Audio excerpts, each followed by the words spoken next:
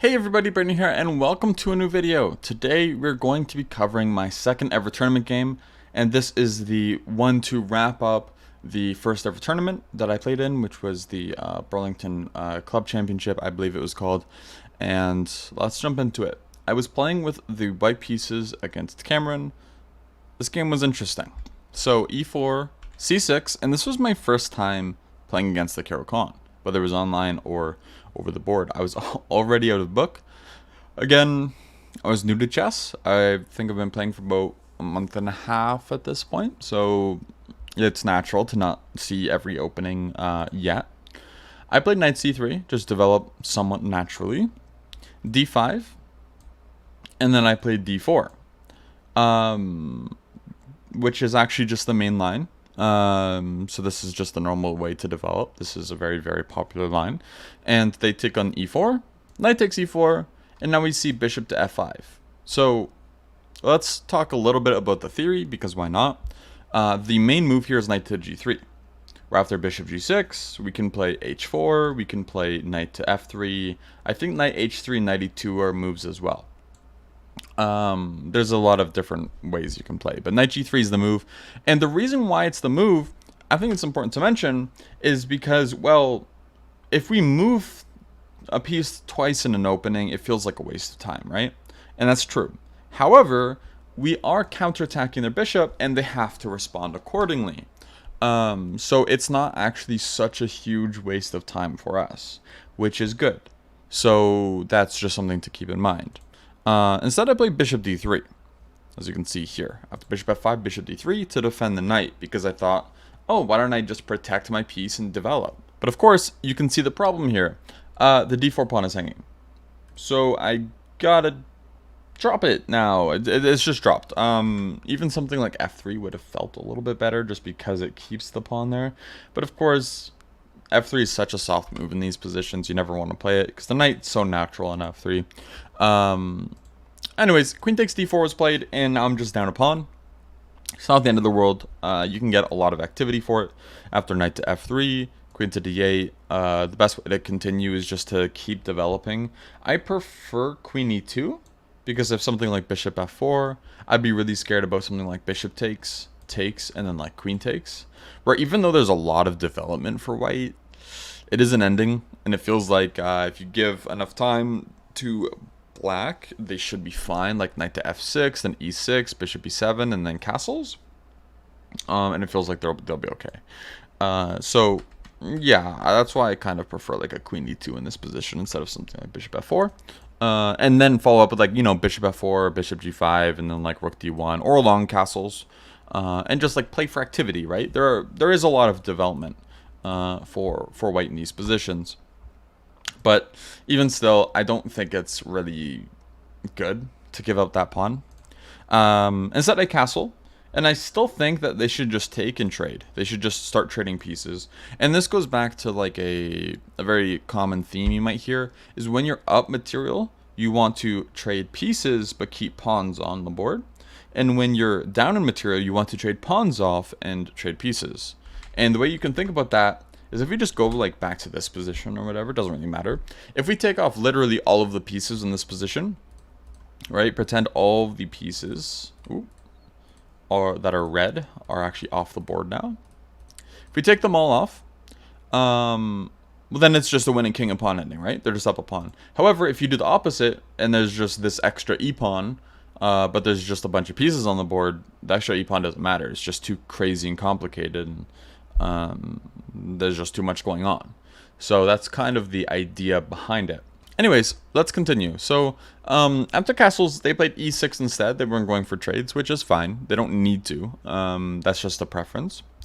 I played bishop to e3, bishop to e7, and now I'm starting to waste more time. So I have developed all my pieces. You know, I castled, I got all my pieces developed, and they're still a little behind on development, which is kind of good. When you're down material, you want to make sure you have something for it.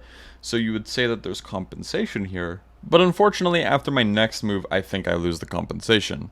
I played the move knight f to g5 for some reason. I think the idea here was to let them take, and I can take with the knight or something to get activity.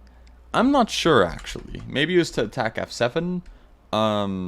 This is just a stupid move. Because after h6 and knight to f3, I wasted a ton of time. And that's kind of like a critical moment in this game. So when we go back all the way, in this position, after bishop e7, it's white to move, and they can make a move, right? So queen e2, I really like, followed by like a rook d1, even queen d2, just something to develop, right? However, after knight fg5, h6, and then knight back, you can see it's the exact same position, but with h6 included, and it's black to move. So that's not good. We just wasted time when one of our advantages is an increased lead in development. And I think that was kind of the sort of the downfall of the game. Not even necessarily losing the pawn in the first place. So they took, and they played knight f6 instead of trading. I played bishop d3, which I think is the right call. You got to keep pieces on. Knight b7, c3 now, queen to c7, b4. B4 is very, very silly. It doesn't really make much sense because after b4, c3 is just weak. B4 does nothing for the position. Instead, something like queen e2. Again, this queen e2 or queen c2, these keep popping up in the position all the time, and they're just better moves, right? It just connects the rooks. That's the last thing you do after castling is you develop your queen to connect the rooks. But I never did that. But yeah, I played b4 instead. So, not good.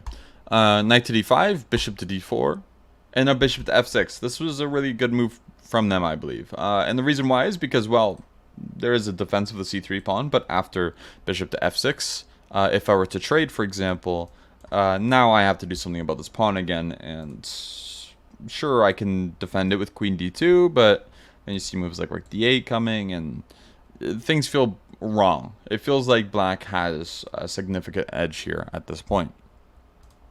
But instead, I played queen d2 immediately, allowing them to take, which gives me more central control, at least that's my idea, but unfortunately it does just weaken this pawn significantly, and this square is just an outpost for their knights.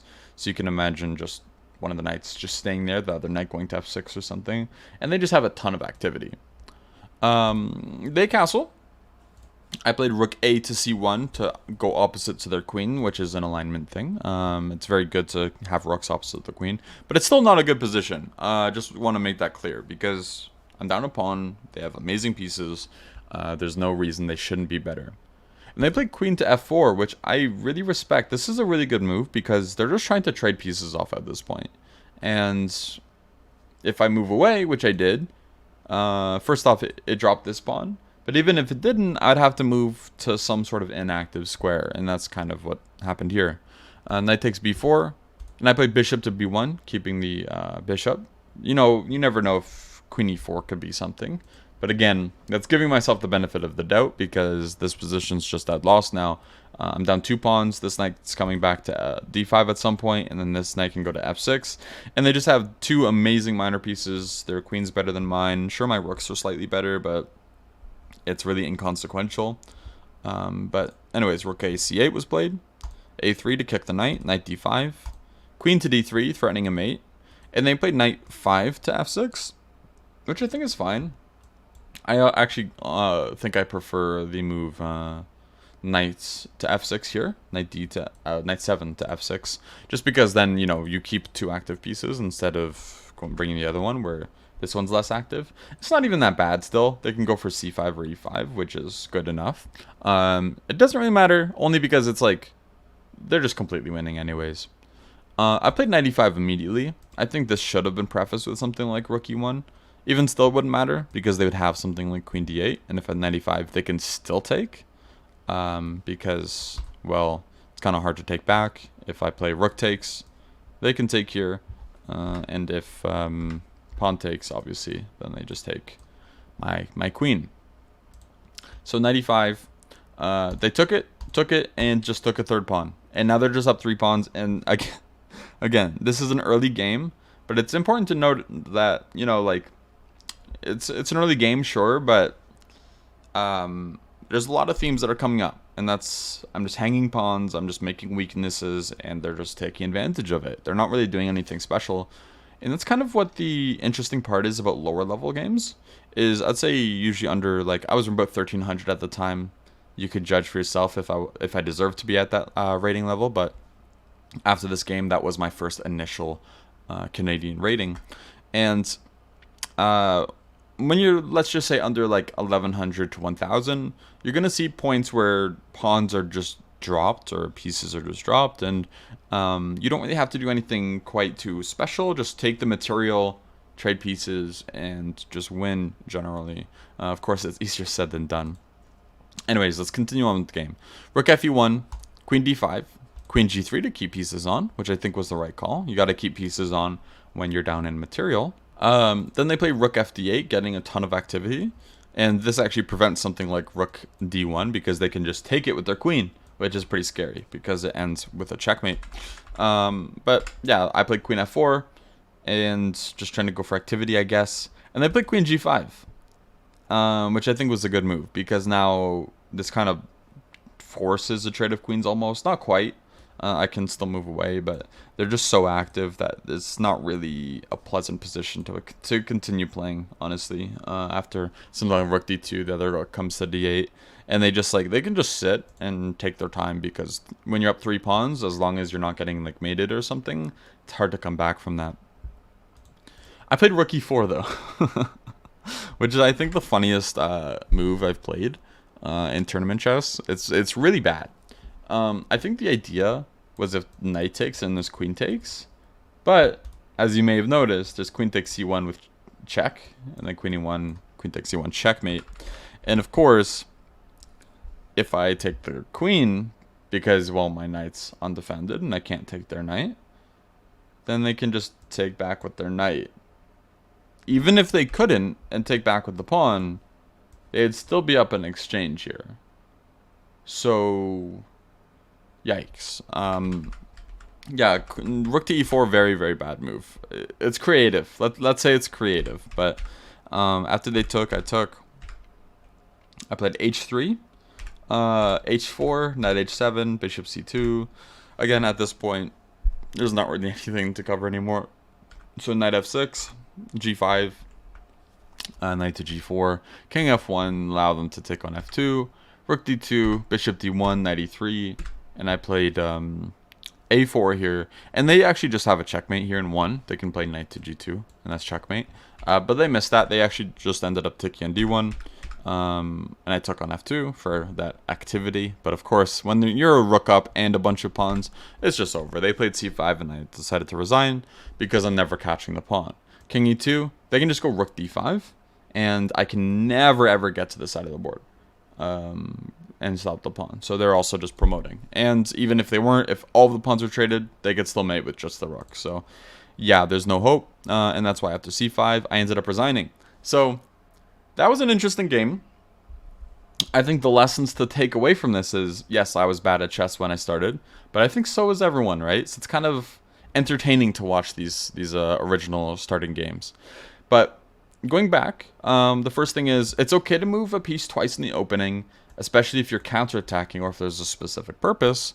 And here the specific purpose was, of course, to defend the knight from the bishop. And, of course, you save the tempo because you attack their bishop. Kind of like in the Sicilian, you know, you play knight f3, d4, and you take with the knight. I'll show that on the board, actually, because why not? Ooh. I'll show that on the board. e4, c5, knight f3, d6, and d4, where you move the same piece twice in the opening, but there's a good reason why. You get a lot of activity for it. But that's the first thing, is it's okay to move the same piece twice in an opening. If you're very, very careful about it, don't just do it aimlessly. And then also, make sure that you defend your pawns. Right? There was just several times where I just didn't defend my pawns, and I just started losing more and more. And lastly, when we go all the way to the middle, don't play stupid moves like rook e4. It's hard to explain something like this. That's just like, that's one of the dumbest moves I've ever seen in a chess game. But it's also kind of instructive because it's like, don't be fancy half the time. Sometimes like you just require to play not fancy moves, even if you're trying to shake things up. But yeah, this was just a huge error on my part, but of course I was losing already, so doesn't matter, not quite. That's why the first two are the most important, which is about tempi, making sure that you know, you're like not moving the same piece twice too much. And if you are, make sure it's a good reason. And then second off, defend your pawns and your pieces. So that's all for today. Thank you for watching, and I will see you guys Friday with a new opening video. Have a good one. Bye-bye.